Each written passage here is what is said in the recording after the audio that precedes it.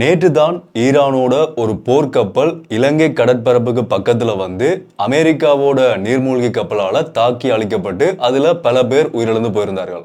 ஆனா இன்றைக்கு இன்னொரு செய்தி வந்திருக்கு. என்னன்னு பாத்தீங்கன்னா, அதே மாதிரி இன்னொரு ஈரானை சேர்ந்த கப்பல் இலங்கையினுடைய கடற்பரப்புக்கு பக்கத்துல இப்ப நிக்கிறதா உறுதி செய்யப்பட்டிருக்குது. அந்த கப்பலுக்கு உதவி தேவைப்பட்டாலும் நாங்க உதவி செய்யறதுக்கு தயார் என்று சொல்லி இலங்கையினுடைய அரசாங்கம் ஒரு முடிவெடுத்திருக்கிறார்கள். தொடர்ந்து 6வது நாளா போய்கொண்டிருக்கிற அமெரிக்கா இஸ்ரேல் விசஸ் ஈரான் போர்ல இப்ப ஈரானோட ஆர்மி ஜெனரல் ஒரு முக்கியமான அறிவிப்பை வெளியிட்டிருக்கிறார். அதே மாதிரி லெபனானோட ஹிஸ்புல்லா படைகளினுடைய தலைவரும் ஒரு அறிவிப்பை வெளியிட்டிருக்கிறார். இந்த ரெண்டு அறிவிப்பையுமே பார்க்கும்போது எங்களுக்கு தெரிகிறது ஒன்றுதான், 3ஆம் உலகப் போர் என்ற ஒன்று வராம இந்த போர் முடிவடையாதுன்ற மாதிரி தான் அந்த ரெண்டு அறிவிப்புகளும் முக்கியமா பார்க்கப்படுது. அந்த அறிவிப்பு என்னன்றதை பார்க்க போறோம். அதே மாதிரி இப்ப நீங்க பாக்குற இந்த வீடியோவை சோசியல் மீடியால நிறைய பேர் பார்த்துருப்பீங்க. இன்றைக்கு சோசியல் மீடியால வைரலா போய்கொண்டிருக்கிற ஒரு ஃபுட்டேஜ் தான் இது. அமெரிக்காவோட செனட் சப் கமிட்டியில ஒரு கடற்படையை சேர்ந்த சோல்ஜர் ஒருத்தரை அதே அமெரிக்காவை சேர்ந்த போலீஸ் ஆபீசர்ஸ் அடிச்சு இழுத்துக்கொண்டு வெளியில போற ஒரு ஃபுட்டேஜ் தான் இது. அதுக்கான காரணம் என்னன்றதையும் இந்த வீடியோல சொல்றேன். சோ இவ்வளவு விடயங்களையும் தான் இந்த வீடியோல முழுமையா விரிவா விளக்கமா நான் உங்களோட பகிர்ந்து கொள்ள போறேன். என்னன்றதோ வேண்டா முதல்ல இருந்தே பார்க்கலாம். அனைவருக்கும் வணக்கம், நான் உங்கள் BK கரிகாலன். அதனோட வேண்டா பாக்குறதுக்கு முதல் என்னோட சேனலுக்கு யாராவது புதுசா வந்து பார்த்து கொண்டீங்கன்னு சொன்னா தொடர்ச்சி என்னுடைய அப்டேட்ஸை பாக்குறதுக்கு இப்பவே சப்ஸ்கிரைப் பண்ணி அந்த பெல் ஐக்கனை கிளிக் பண்ணி ஆல் ஆப்ஷன் வச்சுக்கொள்ளுங்க. அப்பதான் நான் அப்லோட் பண்ண வீடியோஸ் எல்லாமே தொடர்ச்சி உங்களுக்கு கொடுங்க நோட்டிபிகேஷன்ஸா வரும். அதே மாதிரி யாராவது நான் பர்சனலாக ஃபாலோ பண்ணிங்கன்னு சொன்னாலும் இன்ஸ்டாகிராமில் போய் BK கரிகாலன் சர்ச் பண்ணிங்கன்னு சொன்னால் இந்த ப்ரொஃபைல் மிக மறக்காம ஃபாலோ பண்ணிக்கொள்ளுங்க. இந்த வீடியோவை லைக் பண்ணிருங்க. வீடியோட கடைசியில் எல்லாருக்குமே இந்த வீடியோ ஷேர் பண்ணி விட்டுருங்க.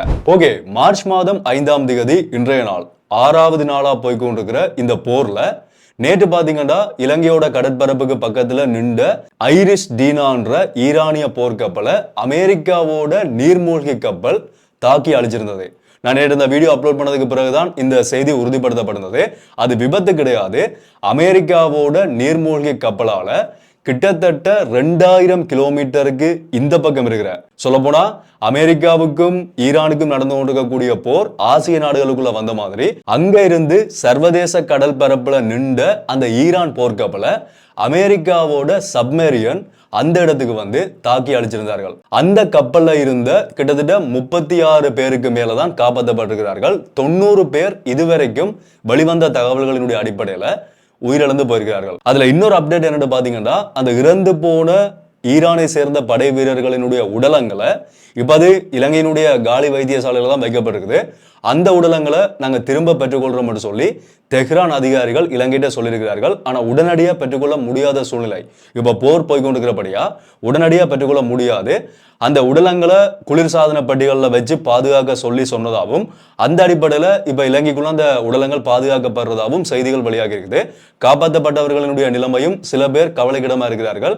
ஏனையவர்கள் நலமோடு இருக்கிற மாதிரி செய்திகள் வெளியாகி இருக்குது. ஓகே, இந்த சம்பவம் நடந்து முடிஞ்சு இன்றைக்கு காலையில இன்னொரு செய்தி வருது. என்னன்னு பாத்தீங்கன்னா, அதே மாதிரி இன்னொரு ஈரானிய கப்பல் இலங்கை கடற்பரப்புக்கு பக்கத்துல நிலை கொண்டிருக்கிறதா ஒரு செய்தி வெளியாகி இருக்குது. அது சர்வதேச கடல்களுக்குள்ளதான் நிக்குது. ஆனா இலங்கையோட கடற்பரப்புக்கு பக்கத்துல இருக்கிறபடியா இலங்கைட்ட உதவி கோரப்படுறதுக்கான வாய்ப்புகள் இருக்கிறதா ஒரு செய்தி வெளியாகி இருக்குது. ஏற்கனவே அமெரிக்கா 9 போர்க்கப்பல்களை தாக்கி அழிச்சிருந்தார்கள்.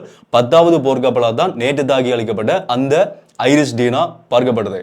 அதே மாதிரி இந்த போர்க்கப்பல் மேலையும் தாக்குதல் நடத்தப்படுமா இருந்தா அந்த கப்பல்ல இருக்கக்கூடியவர்களுக்கு உதவி செய்யறதுக்கு இலங்கை அரசாங்கம் முன்வரும் என்று சொல்லி அமைச்சர் நலிந்த ஜெயதிஸ் அவர்கள் சொல்லியிருக்கிறார். நேற்று காப்பாற்றப்பட்ட அந்த ஈரானிய போர் வீரர்கள் அவர்கள் காப்பாற்றப்பட்டு அந்த சம்பவமே பெரிய ஒரு சர்ச்சையாகவும் இலங்கையினுடைய பாராளுமன்றத்திலேயே ஒரு விவாதமாகவும் போய்கொண்டிருக்குது.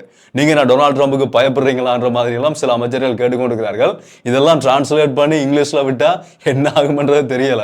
அமெரிக்காவோட நடத்தக்கூடிய ட்ரோன் அட்டாக் மாறி இலங்கை பக்கம் வருதுன்ற மாதிரியும் சில மீம்ஸ் எல்லாமே போய்கொண்டிருந்தது. ஸோ நிறைய விவாதங்கள் மாதிரியும் விமர்சனங்கள் மாதிரியும் எங்கட நாட்டுக்குள்ள இருக்கக்கூடிய பாராளுமன்ற உறுப்பினர்களே இதை வச்சுக்கொண்டு அரசியல் செய்யறதுக்கு முயற்சி செய்யறதையும் எங்களால் பார்க்கக்கூடிய மாதிரி இருந்தது. ஒட்டுமொத்தத்தில் இந்த போர்க்கப்பல்ல இது போர்க்கப்பலா இல்லாட்டி சாதாரண கப்பலா, அதுல மக்கள் இருக்கிறார்களா போர் வீரர்களா இருக்கிறார்களான்றது எதுவுமே வெளிவரையில. ஆனா ஒரு ஈரானை சேர்ந்த கப்பல் அந்த இடத்துல இருக்குன்றது மட்டும் உறுதிப்படுத்தப்பட்டு அரசாங்கத்தால தகவல் வெளியிடப்பட்டிருக்குது. ஓகே, இது வந்து முதலாவது விஷயம். அடுத்த 2வது முக்கியமான விடயம் என்னன்னு பாத்தீங்கன்னா, இப்ப போய்கொண்டிருக்கக்கூடிய இந்த போர்ல ஈரானோட ஆர்மி ஜெனரல் ஒரு அறிவிப்பை வெளியிட்டிருக்கிறார். என்னன்னு சொன்னா, எங்களுக்கு 8 வருட போர் அனுபவம் இருக்குது. எந்த சூழ்நிலையிலையும் இப்ப போய்கொண்டிருக்கிற இந்த போர்ல இருந்து நாங்க பின்வாங்க போறதும் இல்ல, பேச்சுவார்த்தைக்கு போக போறதும் இல்ல. எங்களோட குறிக்கோள்கள் நிறைவேறும் வரைக்கும், அதே நேரத்துல அமெரிக்காவோட படைகளை அடிச்சு பின்வாங்க வைக்கும் வரைக்கும் நாங்க இந்த போரை நிறுத்த போறதில்ல என்று சொல்லி ஒரு விஷயத்த ஈரான் ஜெனரல் இப்ப வெளியிட்டிருக்கிறார். இது ஒரு பக்கம். அடுத்த பக்கம் பாத்தீங்கன்னா, லெபனானோட ஹிஸ்புல்லா படைகளினுடைய தலைவர் என்ன சொல்லியிருக்கிறார் சொன்னா, நாங்களும் இஸ்ரேல் மேல நடத்தி கொண்டிருக்கக்கூடிய தாக்குதலை தொடர்ச்சியா நடத்த போறோம். இஸ்ரேல் எங்களோட சுப்ரீம் லீடரை கொலை செய்திருக்கிறார்கள், அதுக்கான பழிவாங்கலா நாங்க தொடர்ச்சியான தாக்குதல்களை லெபனான் மேல அவர்கள் நடத்தக்கூடிய தாக்குதலுக்கான பதில் தாக்குதல்களை திரும்ப திரும்ப நாங்க நடத்தி கொண்டே தான் இருக்க போறோம். இதை இடைவிட மாட்டோம். அதே நேரத்தில் மூடப்பட்டிருக்கக்கூடிய ஸ்ட்ரைட் ஆஃப் ஹார்மோஸுக்குள்ள வரக்கூடிய அமெரிக்காவை சேர்ந்த கப்பல்களையும் நாங்க தாக்குவோம் என்று சொல்லி ஒரு விஷயத்தை அவர்கள் சொல்லியிருக்கிறார்கள். ஸோ இந்த ரெண்டு பக்கத்திலையுமே இருந்து இந்த மாதிரியான செய்திகள் வெளியாகி இருக்குது. இதை பார்க்கும்போது அமெரிக்கா ஏற்கனவே டொனால்ட் ட்ரம்ப் சொல்லியிருக்கிறார், ஈரானை நாங்க கிட்டத்தட்ட அழிச்சிருக்கிறோம், அவர்களினுடைய கப்பல்கள் எல்லாத்தையுமே அழிச்சிருக்கிறோம், விமான படைத்தளங்களை அழிச்சிருக்கிறோம், அவர்களினுடைய மிசைல்ஸ் தயாரிக்கக்கூடிய இடங்களை அழிச்சிருக்கிறோம், அணுவாயுதம் தொடர்பான இடங்களை அழிச்சிருக்கிறோம். இது எல்லாத்தையுமே விட ஈரானோட சுப்ரீம் லீடரையும் அவர்களுக்கு கீழே இருந்த முக்கியமான தலைவர்களையும் பல பேரை நாங்க கொண்டிருக்கிறோம். அதனால எங்களோட போர் தான் இங்க எங்களோட நாடுகள் தான் வெற்றி பெற போகுது, இந்த போரை நாங்க நிறுத்த போறது இல்லைன்னு சொல்லி ஏற்கனவே அமெரிக்காவும் இஸ்ரேலும் சொல்லிக் கொண்டிருக்கிறார்கள். அந்த நிலைமையில தான் இப்ப ஈரானும் இந்த மாதிரியான ஒரு அறிவிப்பை வெளியிட்டிருக்கிறார்கள்.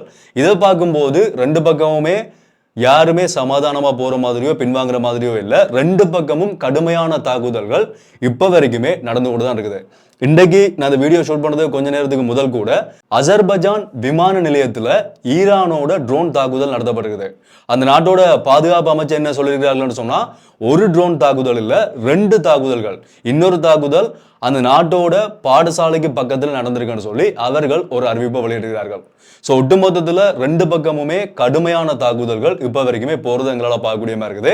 இன்னொரு முக்கியமான அப்டேட் அதை நான் மிஸ் பண்ணிட்டு என்னன்னு பார்த்தீங்கன்னா, கட்டாரோட அரசாங்கம் இப்ப மக்களுக்கு அதி உச்சகட்டமான எச்சரிக்கையை வெளியிட்டிருக்கிறார்கள். கட்டார் டோஹால அந்த நாட்டோட டிஃபென்ஸ் சிஸ்டம் அதிகமான ஏவுகணைகளை தடுத்து அது வானத்திலேயே வெடிச்சிருக்குது.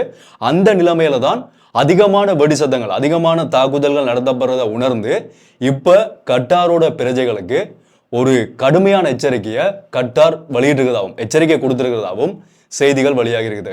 ஓகே, அடுத்த இன்றைக்கு நடந்த இன்னொரு சம்பவம் என்னன்னு பாத்தீங்கன்னா, அமெரிக்கால செனட் சபையில ஒரு வாக்கெடுப்பு நடத்தப்பட்டிருக்குது. டொனால்ட் ட்ரம்பினுடைய போர் நடவடிக்கைகளை கட்டுப்படுத்துறதுக்கான அதிகாரத்தை பெற்றுக்கொள்ளணும் என்ற அடிப்படையில ஒரு வாக்கெடுப்பு நடந்திருக்குது. அந்த வாக்கெடுப்பு 47க்கு 53 என்ற வாக்கு விகிதத்துல தோற்கடிக்கப்பட்டிருக்குது. 53 பேர் அதுக்கு எதிராக வாக்களிச்சிருக்கிறார்கள், 47 பேர் ஆதரவா வாக்களிச்சிருக்கிறார்கள். இது நிறைவேற்றப்பட்டிருந்தா என்ன ஆகிருக்கும் என்று சொன்னா, டொனால்ட் ட்ரம்போட ஈரான் மேல மேற்கொள்ளக்கூடிய இந்த போர் நடவடிக்கைகளை கட்டுப்படுத்துறது. இவர் இப்படி போர் செய்யக்கூடாது, ஏன்னா அந்த ரெண்டு கட்சிகளுக்கு இடையில ஒரு கட்சியினுடைய ஆதரவு இல்லாம தான் டொனால்ட் ட்ரம்ப் இந்த போரை ஆரம்பிச்சிருந்தார். ஸோ அந்த நடவடிக்கையை கட்டுப்படுத்துறதுக்கான ஒரு வாக்கெடுப்பு தான் நடத்தப்பட்டது. அந்த வாக்கெடுப்பு இப்ப சொல்லப்போனா குடியரசு கட்சியினுடைய ஆதரவோட அந்த வாக்கெடுப்பு தோற்கடிக்கப்பட்டிருக்குது. ஓகே, அடுத்த இன்னொரு முக்கியமான வீடியோவையும் இடையே பார்க்கக்கூடிய மாதிரி இருந்தது. இப்ப நீங்க பாக்குற இந்த வீடியோ இன்றைக்கு சோசியல் மீடியால பயங்கர வைரலா போய் கொண்டிருக்கிற அமெரிக்காவோட செனட் சப் கமிட்டியில நடந்த ஒரு சம்பவம். என்ன நடந்திருக்குன்னு சொன்னா, அமெரிக்காவோட கடற்படையை சேர்ந்த ஒரு சோல்ஜர் அந்த கமிட்டியில அவர்கள் இந்த போர் தொடர்பான ஆலோசனைகளை, அந்த போர் தொடர்பான விஷயங்களை கதைச்சு கொண்டிருக்கும் போது அவர் எழும்பி என்ன சொல்லியிருக்கிறாருன்னு சொன்னா, நாங்க இந்த போரை ஆரம்பிக்கல, அதாவது அமெரிக்கா இந்த போரை ஆரம்பிக்கல, இஸ்ரேல் தான் ஆரம்பிச்சிருந்தார்கள். இஸ்ரேல் ஆரம்பிச்ச ஒரு போருக்காக அமெரிக்காவோட படைகள் இஸ்ரேல் நாட்டுக்காக சாக முடியாது. என்னோட நாட்டு படைகள் இன்னொரு நாட்டு போருக்காக எதுக்காக சாகணும்? அமெரிக்காவினுடைய படைகள் அந்த போருக்காக சாக முடியாது. உடனடியா இந்த போரை நிறுத்துங்கன்னு சொல்லி அவர் சொல்ல ஆரம்பிச்சிருந்தார். அவர் சொல்ல ஆரம்பிக்கும் போதே அந்த வீடியோவை பார்த்தீங்கன்னா தெரியும், இஸ்ரேல் தான் இந்த போரை ஆரம்பிச்சார்கள்னு சொல்லி சொல்ல ஆரம்பிக்கும் போதே அங்கிருந்த போலீஸ் ஆஃபீஸர்ஸ் அவரை பிடிச்சு இழுத்து வெளியில கொண்டு போக ஆரம்பிச்சிட்டார்கள்.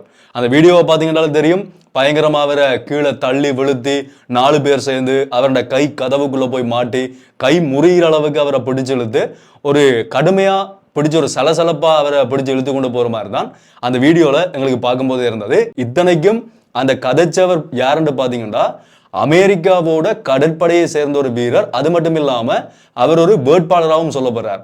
அப்படிப்பட்ட அமெரிக்காவோட ஒரு சோல்ஜருக்கு நிலைமை இதுதான். அப்ப மக்களினுடைய நிலைமை எப்படி இருக்கும்ன்றத யோசிச்சு பாருங்க. இஸ்ரேலுக்கு எதிராக அமெரிக்காவுக்கு எதிராக கதைக்க ஆரம்பிச்சாலே, ஈரானோட போரை நிறுத்துக்கன்னு சொல்ல ஆரம்பிச்சதுக்கு அவங்களோட நாட்டோட ஒரு படை வீரரையே இப்படி பிடிச்சு இழுத்து கொண்டு போறார்கள்னு சொன்னா எப்படி நிலைமை அங்க இருக்குன்றத இதை பார்க்கும்போது உங்களுக்கு தெரிஞ்சிருக்கும். இந்த போருக்கு பின்னால இருக்கிற இன்னொரு சந்தேகம் என்னன்னு பாத்தீங்கன்னா, சோசியல் மீடியால இந்த போர் நடத்தப்படுறதுக்கான காரணம் இப்ப வெளியாகின எப்ஸ்டீன் ஃபைல்ஸை மறைக்கிறதுக்கா இருக்குமோன்ற ஒரு சந்தேகம் சோசியல் மீடியால போய்கொண்டிருக்குது. நீங்க யாராவது அப்படி எப்ஸ்டீன் ஃபைலை மறைக்கிறதுக்காக தான் அமெரிக்கா இந்த போரை செய்யறார்களான்னு சந்தேகப்பட்டீங்கன்னா சந்தேகப்படாதீங்க. அதுதான் உண்மையான விஷயம். இந்த போர் நடத்தப்படுறதுக்கான பல காரணங்களுக்குள்ள இருக்கக்கூடிய ஒரு காரணமும் எப்ஸ்டீன் ஃபைலை மறைக்கிறதுக்காக தான் என்றது வெளிப்படையான ஒரு உண்மை. ஏன்னு பாத்தீங்கன்னா, ஜெஃப்ரி எப்ஸ்டீன் என்றவன் யார்? அவன் இஸ்ரேல் மொசாட்டை சேர்ந்த ஒருத்தன். அங்கிருந்து வந்த ஒருத்தன் தான் அமெரிக்காவுக்குள்ள வந்து இவ்வளவு பெரிய வேலையை செஞ்சுட்டு இப்ப அந்த ஃபைல் வெளியில வந்திருக்குது. ஸோ மிச்ச எவிடன்ஸும் வெளியில வந்தா பெரிய பிரச்சனையாகும்ன்ற ஒரு நோக்கத்துல தான் இந்த போர் அந்த நோக்கத்தையும் வச்சுக்கொண்டு நடத்தப்படலாம்ன்றதும் இப்ப எங்களால உறுதிப்படுத்தி பேசக்கூடிய ஒரு விஷயமா இருக்குது. இதை எப்படி சொல்லலாம்னு சொன்னா, இப்ப உலகத்தையே ஆளக்கூடிய நாடா அமெரிக்கா சொல்லப்படுது தானே. உலகத்தையே ஆளக்கூடிய நாடா அமெரிக்கா இருந்தாலும் இப்ப டொனால்ட் ட்ரம்போட குடுமி யாருடைய கையில இருக்குன்னு சொன்னா இஸ்ரேலுடைய கையில தான். அந்த மாதிரி தான் இந்த சம்பவம் இப்போ போய்கொண்டிருக்குது. ஸோ இவ்வளவு விடயங்களையும் தான் இந்த வீடியோவில் நான் கூட பகிர்ந்து கொள்ளணும்னு வச்சிருந்தேன். இதை பற்றி உங்களுடைய கருத்துக்களை கீழே கமெண்ட்ல சொல்லிடலாம். தொடர்ச்சியாக கூடிய அப்டேட்ஸ் எல்லாத்தையுமே அடுத்தடுத்த வீடியோஸ் நான் உங்களுக்கு அப்டேட் பண்ணுறேன். அல்லது நீங்கள் பார்க்கறதுக்கு சப்ஸ்கிரைப் பண்ணிருப்பீங்க. அப்படி சப்ஸ்கிரைப் பண்ணி சொன்னால் போய் சப்ஸ்கிரைப் பண்ணி இந்த பெல் ஐக்கனை கிளிக் பண்ணி ஒரு ஆப்ஷன் சொல்லுங்க. அப்போ நான் அப்லோட் பண்ணுற வீடியோஸ் எல்லாமே தொடர்ச்சியாக உங்களுக்கு கொடுங்க நோட்டிஃபிகேஷன்ஸாக வரும். ஸோ மீண்டும் ஒரு வீடியோவில் சந்திப்போம். நன்றி.